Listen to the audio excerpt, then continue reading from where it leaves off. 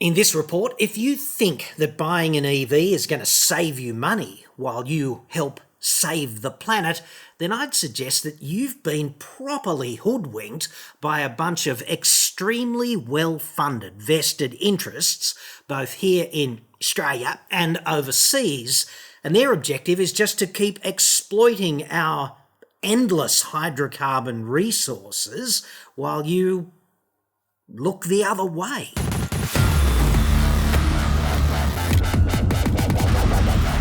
I'm John Cadogan from AutoExpert.com.au, and I get new cars by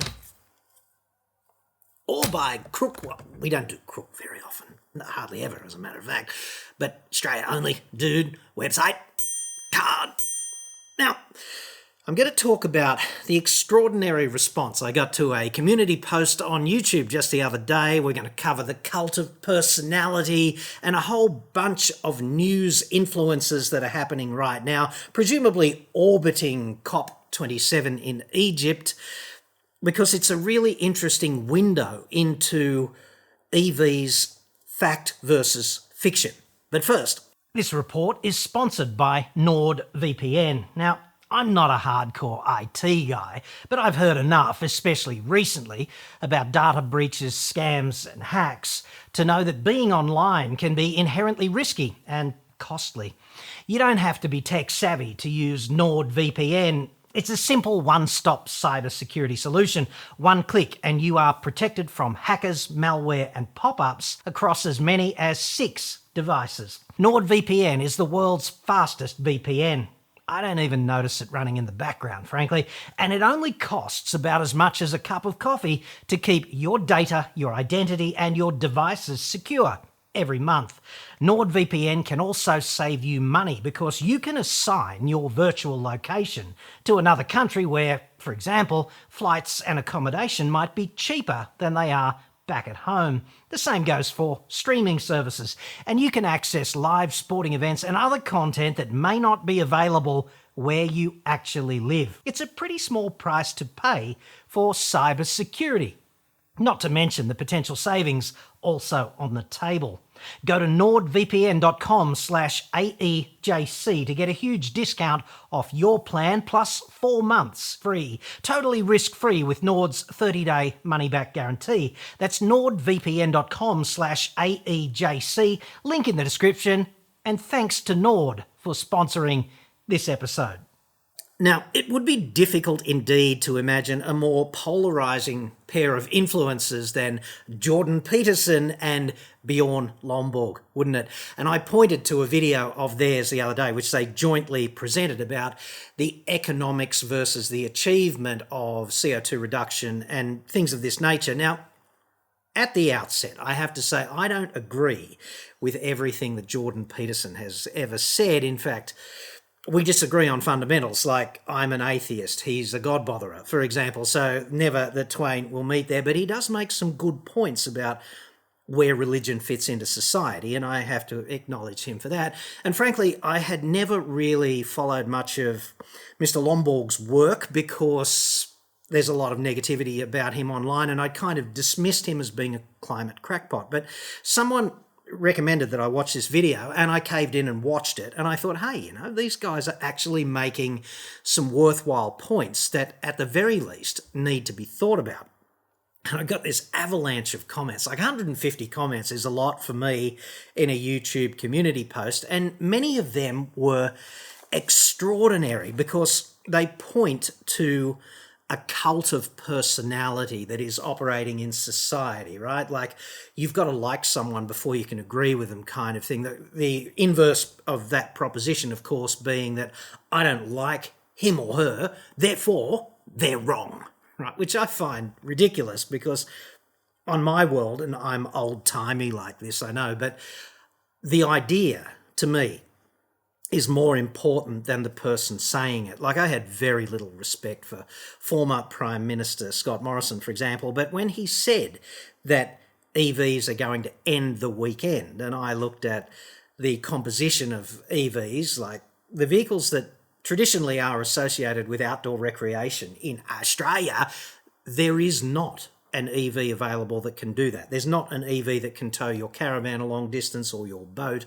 There's currently not an EV that will do a significant amount of off-road, all-terrain type desert crossing driving and things of that nature.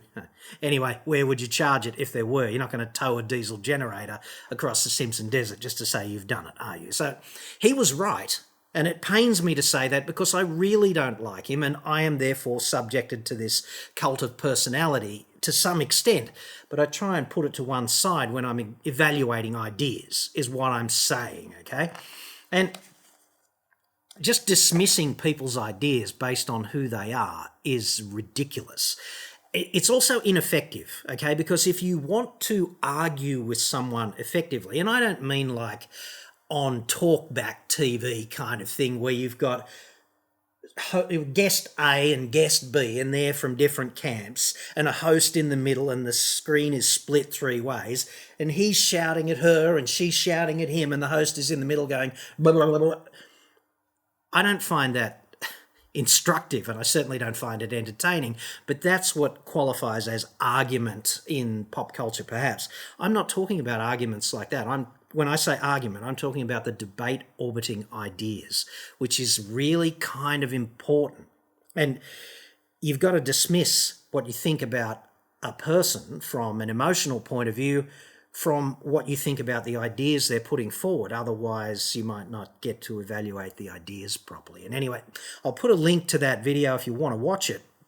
And I'd suggest do it with an open mind because some interesting / important points are made in it. And then it made me think a little bit more broadly about what people were saying in the comments feed. And I want to bring you this one from a dude named Justo Herd. Justo says, continually shooting down EVs, big E, little v, apostrophe S, how to look credible, saying it only solves 8% of the problem is very short-sighted. Well, for starters, Justo, I don't shoot down EVs continually. I am a broken record of advocacy saying excellent for clean air in our cities, which is a really important consideration given the number of premature deaths attributable to exhaust pollution. EVs are also excellent for national energy security because even if we only had coal-fired electricity, as I understand Australia's coal reserves, based on our rate of consumption of coal currently, we've got about 1,200 years worth of supply. So if we could plug in, we would be divorced from foreign oil, is essentially what I'm saying there, okay? So in terms of energy security, EVs, big winner. Not so sure how effective that would be on the climate front. But let's get back to Justo now. He says, it would mean the problem is now only 92%. By any metric, that's a success. That's a complete catastrophic failure of non-logic, dude, because many problems are pass or fail. They're binary. For example, exploring the new world, leaving Portsmouth in a square rigger and sailing all the way to Australia, to far Cornell. If you only get 92% of the way there and you fail by 8%, then you fail. Like, it's the same train wreck. Why even bother with all the hardship in the intervening time? Why not just whip out past Portsmouth Harbour and just sink the ship there and drown there and avert all that hardship on the way to Australia? For example, binary problems demand 100% success. And it is an absolute fact that cars, meaning light vehicles, utes, vans, cars, SUVs, things of that nature, are 8% of our total greenhouse emissions. That is a fact. And the thing about facts is you don't have to like them and you don't even have to agree with them, dude. They're still fucking facts, okay? So there's that. Justo again now. A suggestion, instead of incessantly shooting down the current EV trend, well, the EV trend is very small, right? Because EVs are currently 1% of sales or something of that nature. So it's very tiny. Maybe it's 2% now if I haven't been paying attention. But it's certainly not 10% or something of that nature. The current trend is virtually zero. Okay, so I'm not shooting down the trend, but he's suggesting use it as an opportunity to show where greater improvements can be made. Okay, Juster, I'll do that. Where greater improvements can be made, dude. We need better mass transit because nobody enjoys being stuck in congestion, do they? And it's equally unenjoyable to be stuck in congestion in an EV, having driven one for a year, as in a combustion car. It's the same shitful rat race, okay? So we need to do something about congestion because cars are a totally crap way of getting everyone from the burbs to the city at 8:30 to 9 a.m. and then all turning around and dispersing them out of the city at 5 to 6 p.m. in the evening. They're terrible at that in the way that a really good mass transit system would rock. The only problem is that mass transit in Australia sucks. It sucks a friggin' golf ball through 100 metres of half-inch Nilex garden hose. That's how hard it sucks. And so it's shit and expensive, and it needs to be free and first rate, and that would get a shit ton of cars off the road. So this would be a huge boon to business efficiency. It would reduce congestion. And let's face it, internal combustion is going to be on the road for 2 to 3 decades because that's how long cars last, right? So we're going to have internal combustion cars on the road for the next 3 decades, whether you like it or not. And that sort of commuting to the city and then back all at the same time is the least efficient, meaning most emissions kind of driving you can do. So we need better mass transit as a means of combating climate change, and no politicians are talking about that because they're all washed up lawyer assholes, more or less. There's a preponderance of washed up lawyer assholes in politics and they don't get the fundamental physics. So there's that. We need public education too about the more efficient use of the car you've got because frankly, the EVs that are on sale in Australia today, they kick off at $50,000. That's the cheapest one. Who's got that kind of money? Most people are stuck with the car they've got by virtue of economic necessity. Otherwise, we'd just all buy new cars every 6 months because new car's better than old car on balance. But we don't have that. So we need a public education campaign about better use, more efficient use of the car you've got, meaning how to drive for peak fuel efficiency. Get out of the peak if you possibly can. Drive more gently because your accelerator is connected to a tap that empties the tank. And when it empties the tank, it empties your fucking wallet, and the price of fuel and other economic pressures at the moment are through the roof on many household budgets. And at the same time, there's a direct proportional relationship between the amount of fuel you burn and the emissions you make. So drive more gently. And also think about the logistics. Because if you live here, right, and you go drop the kids at school, come home, have a shower, go out for coffee with the girls, come home, and then later on you go to the gym and you come home, and then you go to the shops and you come home, and then you do something else and you come home, that's 5 return trips. If you were able to go from here to there, to there, to there, to there and back, you've only made 1 return trip and therefore you have sidelined 1, 2, 3, 4 return trips and you save 100% of the fuel you would have burnt on the trips that you don't make, and you also reduce the emissions of those non-trips to zero. So there's no public education campaign about any of that. And you know, one of the few positives that flowed from the COVID pandemic was we ran the experiment on working from home and working from home, okay? It works. Productivity does not suffer, but we drive less and therefore we save 100% of that fuel and those emissions as well. And I'm not hearing any of that from anyone in the climate space talking about reducing the emissions from family cars, which would also save ordinary Australians money. So I think that's flat out deplorable. Now, I got a message here from a dude named Peter Gibson who says people shouldn't mock the folks that grandstand or have passion for EVs. EVs are great for the same reason electric trains and trams are great, and no one criticised the move from coal/steam trains or diesel trains to electric type, even though everyone knew full well that the electricity would come from coal-fired plants. Okay, so I suggest there's a couple of problems with that, Pete.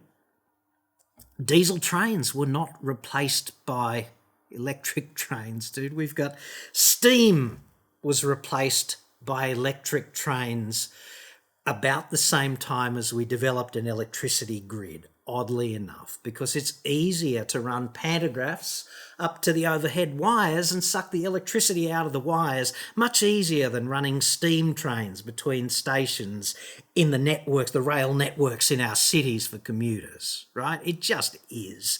So electric trains replaced steam trains for short distance commutes because it's a better technology. Diesel replaced steam for locomotives because diesel locomotives are more powerful and easier/more efficient to run. You're not going to move umpteen thousands of carriages full of bulk goods with a steam train. You're just not. I mean, you can do a bit of freight movement with a steam train, but diesel locomotives make tremendously more power. And pro tip, they don't have to stop every few kilometres to be topped up under water that gets evaporated by virtue of their operation. So there's that. And furthermore, I'd suggest that it was a superior technology in both cases. Like, electric trains are fully superior to steam, and diesel locomotives are fully superior to steam locomotives, right? Because there's no respect in which the steam locomotive is better. There's just not. And this is not the case with electric cars, right? Because electric cars are fundamentally compromised. They're more expensive. They don't travel as far. They take a lot longer to quote unquote refuel. And for long distance use, they are less practical. That's just a set of facts about them. Now, if you like the concept of EVs, you can embrace the negatives and you can view that as your sort of battle against adversity if you want. But you cannot claim that an electric car is a superior technology. It's superior in some ways. Clean air for our cities, energy security, you can charge it up without visiting the fuel station. Their advantages, sure, but it's not a flat-out lay-down misere of superiority. It's just not. So let's move on to a recent story by Teenage Rupert Ninja Turtles Mob, news.com.au. This is the kind of story that gets a run about EVs currently, right? Sydney Council warns residents against taking dangerous risks to charge EVs. What are these dangerous risks? Is it like going door to door in Ramadi? Have to ask yourself. The story goes on, quote, "A Sydney council has warned residents against running power cords onto the street to charge their electric cars. It comes after several reports that residents had run hazardous extension cords, not just extension cords, but hazardous ones, from the inside of their homes out onto the street through trees and over public footpaths." Jesus, so not exactly door to door in Ramadi then, is it? In one incident, a resident hooked a power cord through a tree over public land to charge their electric car. Bastard. Mossman Council was forced to issue a public warning urging residents to use the 3 publicly available fast charging stations in the suburb instead. Okay, let's crunch the numbers on Mossman. 28,000 residents, okay? That's 13,000 dwellings according to the most recent census. That means one public charger for roughly every 4,300 homes. Like, okay, if you've got a garage in Mossman, you're doing okay. You can park in your garage and plug in there. What about if you're forced to park on the street? Like, drive around Mossman, dude. It's a very whoop-de-doo sort of Sydney suburb. So there are plenty of people parked on the street continuously. And this is going to be a Sydney-wide problem if we have widespread adoption of EVs. Where the fuck are they going to charge? Currently in Mossman, one of the most affluent suburbs in the city, one charger for every 4,300 homes and one charger for every 9,000 residents sort of thing, okay? So well done, Mossman Council geniuses, preparing for the influx of Teslas in your suburb. Incidentally, the median house price in Mossman, have a guess, 4.75 million Australian micropesos. So, now, Mossman Council spokesperson told the Daily Telegraph, connecting power to a vehicle using this method is potentially unsafe to the public.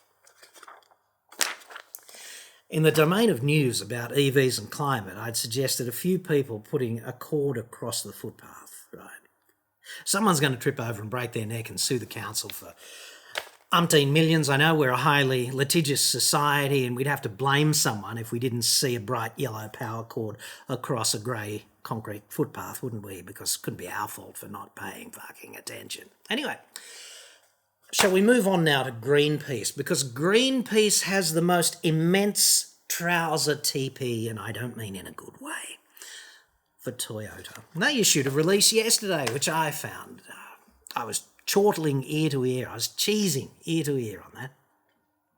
Toyota car sales to push the planet beyond 1.5 degrees C heating limit study. The study is actually a Greenpeace study, so you can take that with however many grains of salt you want. But anyway, that's their headline about this burning issue, literally. A whopping 2.6 million Aussie drivers, they say, are considering switching to electric vehicles because of surging petrol prices and to do their bit to reduce transport emissions. Who are these 2.6 million Aussies, 1 in 10? Because I'm not seeing it. I wonder how we arrived at that number, because the only EVs on sale at the moment, like the ones you'd want, are going to cost you $70,000 or $80,000 or more. Who's got that kind of hoot to drop on a new car with, rising interest rates and feeding the family and mortgage pressures and all of that kind of thing, job uncertainty, potential war with China? The list goes on, doesn't it? So this business about buying an EV as some sort of countermeasure to quote-unquote surging petrol prices, that's a complete economically irrational nonsense. Like, it just is. You're going to pay what? $30,000 more for an EV to start saving money on petrol? You're going to have to drive at 150,000 Ks to break even. Is the battery going to last that long, right? So as a countermeasure for petrol prices, that's just nonsense. Get real. Engage with the facts, dude. Like, come on. Reducing transport emissions? Yeah, okay. EVs reduce transport emissions. We have demand that massively exceeds supply, as they do all over the world at the moment, but still car manufacturers like Toyota are making the transition to zero-emission vehicles far too slowly, said this person, senior campaigner at Greenpeace Australia Pacific. He or she said, as the climate crisis intensifies, governments around the world are rapidly moving to mandate the sale of electric-only vehicles. No, they're not. They're not. There's 209 countries, and you could count on your hands and your feet the number of countries who have mandated the sale of electric-only vehicles, right? So what's that, 10% max? There's countries considering that, but the number of countries that have mandated it, like, come on, and moving rapidly to mandate the sale, are they?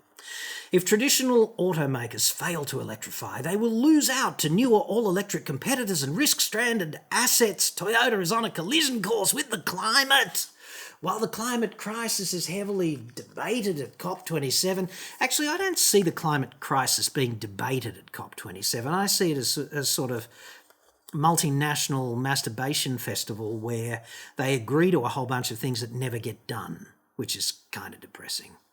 Anyway, this week, Toyota and other car manufacturers continue to ignore the severity of the climate crisis. Yeah, that's true in the case of Toyota. They are anti-environmental cocks. They're at the top of their game.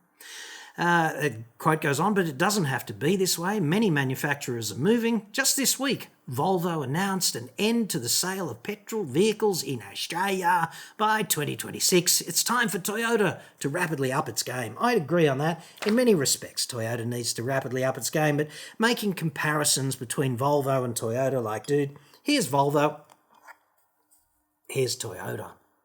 That's probably representative of their balance sheets as well, the health of their balance sheets. So Volvo was a basket case when Ford owned it for the first part of this century, and I don't think being owned by the Chinese has helped. Frankly, they're terrible in this country, terrible at customer service, terrible at reliability. They're not exactly leaders in the automotive game in any sense. The only time they were was when they took the lead on safety decades upon decades ago, endlessly, and everybody else has sort of risen up and matched them on that. So they don't really have a unique selling proposition today, but if they want to ban the sale of their own petrol vehicles, then that's a matter for them. Now, Toyota and being anti-environmental cocks. Sean Handley, who's a senior wonk over there, he's carrying the can for sales and marketing, so he's a bigwig, a bit of a cheese. The other day he said Toyota is not opposed to battery electric vehicles. I'm not seeing that. I'm seeing fairly staunch opposition there, dude. We believe that to get to carbon neutrality, you have to take everyone on the journey. Oh, good. We'll all get in the car with Sean and go on a journey, and we'll end up at carbon neutrality. Won't that be nice? The point is this: carbon is the enemy here. Despite the fact that we're all made of it, as is the natural world, everything we eat, all of our colleagues, the buildings that we live and go to work in, things of that nature. But, okay, carbon's the enemy, not the powertrain. We're in full support of some mandated type of legislation around emissions reductions. The one thing that everybody agrees with is we have to get to a carbon neutral position, said the guy who's responsible for sales and marketing for the 2.6-tonne filthy CO2 belching Land Cruiser 300 and Australia's most popular vehicle, also the almost as filthy diesel fucking Hilux. Well done there. The Academy Award for Corporate Bipolarity goes to Toyota Australia. Toyota are in fact misleading, deceptive, anti-environmental cocks. About that there is no doubt. But I'd suggest that even here there are bigger fish to fry if you want to understand the EV issue. Okay, there really is, because EVs are a distraction. The EV Council of Australia, okay, is funded by filthy coal-burning businesses such as AGL, Delta Energy and Origin Energy, among others. And those other paragons of green virtue, Ausgrid, Transurban, and of course a bunch of fleet finance companies. And they get up every morning, they just want to save the planet, right? They're increasingly less concerned with just writing endlessly more finance business on more expensive EVs. That wouldn't be why they're there, would it? Anyway, 1 million EVs by 2027, that's the plan, isn't it? Which frankly is unworkable if you are a vestigial respecter of the facts. But I guess it's a great way to keep people's eyes away from the real climate problem in this country, which would be the other hydrocarbons, coal and gas, right? Coal, gas, oil.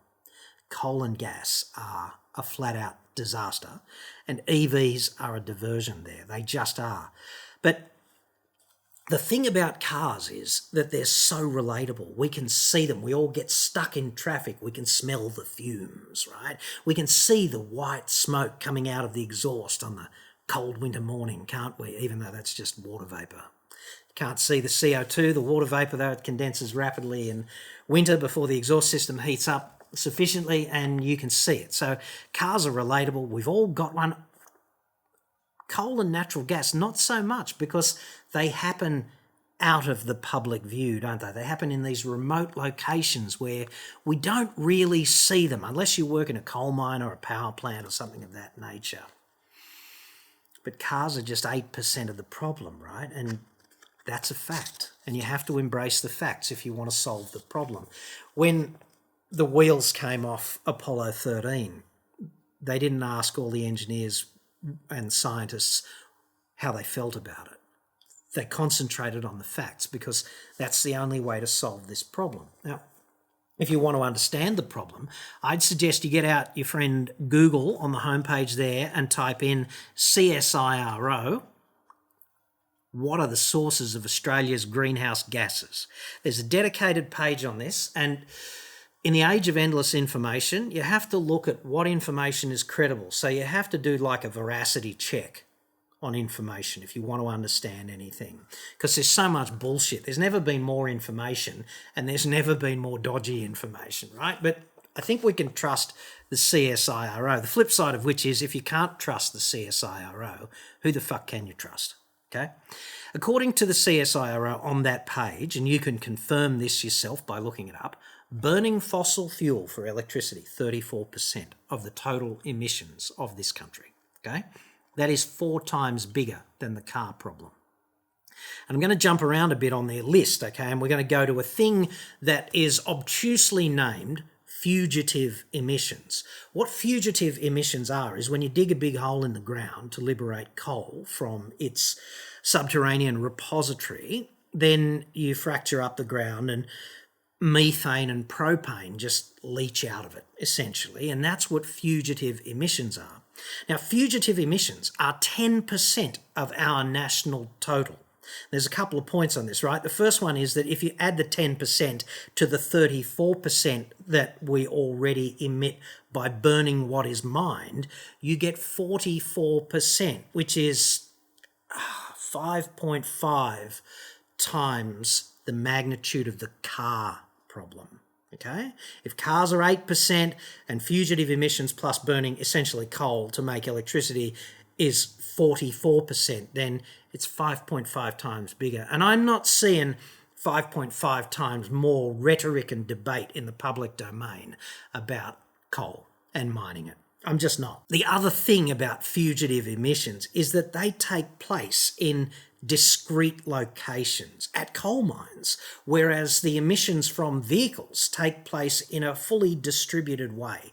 So it would be easier to deal with fugitive emissions from a capture point of view than it is to deal with the car problem. And why are we not having 1.25 times the debate about fugitive emissions from coal mines as we are about moving to EVs? It's because none of us can relate to coal mines, even though just the gases leaching out of them are 1.25 times a bigger problem than cars collectively.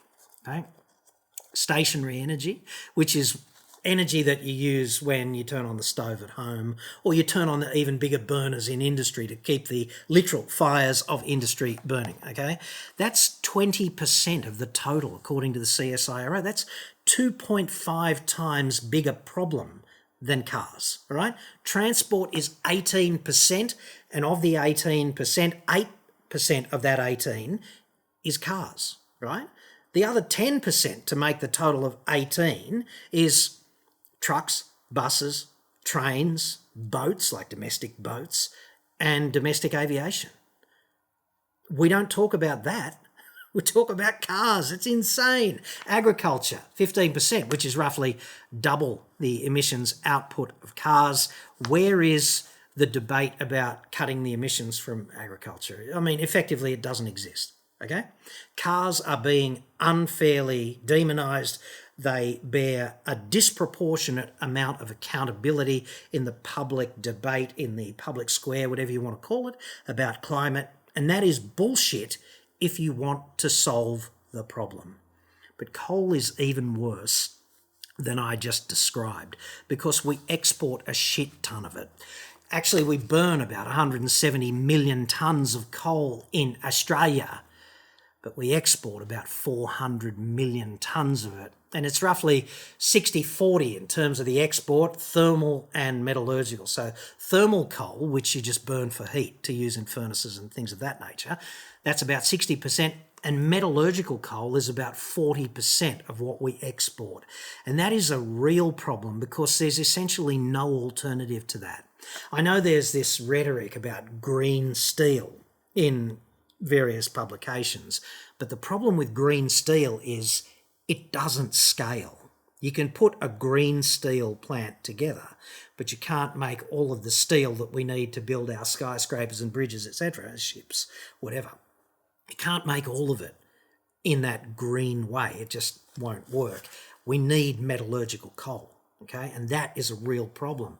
We've got about 1,200 years worth of supply in terms of our own consumption, but I'd suggest it might be a really good idea to maintain that in the ground rather than just burn it, because it'll fuck the planet if we do, right? The big problem for us, obviously, with coal is that the 400 million tonnes we export is a major earner. It makes $55 billion worth of export income for the country. If you take coal and iron ore out of Australia's balance sheet, we turn rapidly into a third world shithole. That's just how it is. We don't have a manufacturing base. We don't really do anything other than dig holes in the ground and put it on ships and dispose of it profitably. But we export enough coal to essentially double the emissions that we make by burning everything that we burn, inclusive of agriculture and fugitive emissions and stationary energy and all that stuff. We double our emissions by exporting coal to be burned elsewhere in the world. And so that part of the problem originates onshore here in Australia. And finally, I want to leave you with a thing called the Burrup Hub. Hands up, everybody who's heard of the Burrup Hub. I was only just made aware of this by, of all things, an honest government ad by the Juiced Media. They do some really clever work. And it's also funny, and it's funny/depressing, I guess you'd have to say. It's a satirical take on the status quo. But I looked up the Burrup Hub and I did some proper research into it. The Burrup Hub is the filthiest, biggest gas project ever proposed in this country. So take that, knee in the nuts, COP27. It's a gas project off the northwestern coast of Western Australia. So if you get in a plane and head for Indonesia, you're going to fly over it, basically. It's being run, or it's going to be run, it's more or less a fait accompli. They say it's not a done deal yet, but hey, the government is the energy company's bitch, basically, and it's being proposed by Woodside, mainly Woodside, but Chevron, BP, Shell and BHP, those environmental paragons, are all involved in the Burrup Hub. Now, we emit 500 million tonnes of CO2, Australia, right, of which 40 million tonnes comes from light vehicles like SUVs and cars and utes and things of that nature. This project is going to add a huge volume of gas, which when it is ultimately burned, and that's its function, when we put it in cryonic, liquefy it in cryonic storage ships and fuck it off internationally, it's going to emit another 120 million tonnes of CO2 every year, right? For 50 years. Okay, so even if we get Harry Potter's magic hook, we change every car to an EV in Australia tomorrow and we go, yay us, 40 million tonnes less burnt petrol and diesel, okay? This project, when it takes off, is going to be 3 times worse than the problem we allegedly solved with HP's hook. So I ask you, how do you contextualise the car problem in the context of the real picture about Australia's role in global emissions? Cars are a fucking sideshow. They just are. This Burrup Hub project, okay, which is, I'm sure the vested interests are doing everything they can to keep all knowledge of this out of the public domain because it is such an environmental disgrace, right? It's the same as 4 Adani coal mines, for fuck's sake, or 35 brand new coal-fired power stations. That's what we're talking about in terms of emissions, right? So I don't know what you conclude from all of this, but I have done my best here to faithfully reproduce the facts for you. And I want you to think about it. Like, you've got a brain, dude. You might not have used it that much for the past few years, but use it now. What do you conclude on the basis of all of that and where cars sit in the emissions landscape? Like, I've got a conclusion, and my conclusion is this, and I'll read it to you because I don't want to get it wrong. This country is run by not the government, but vested interests, and they want you to be dumb and impressionable. This is a major objective, right? Because dumb and impressionable people can be nudged around on the chessboard easily, especially if you've got millions of dollars to debate to doing the nudging. They want you to see that your combustion car is the quintessential harbinger of environmental catastrophe. And nothing could be further from the truth, in my view. They want you to focus on acquiring a clean electric vehicle, right? Climate problem solved, right, dude? Yeah?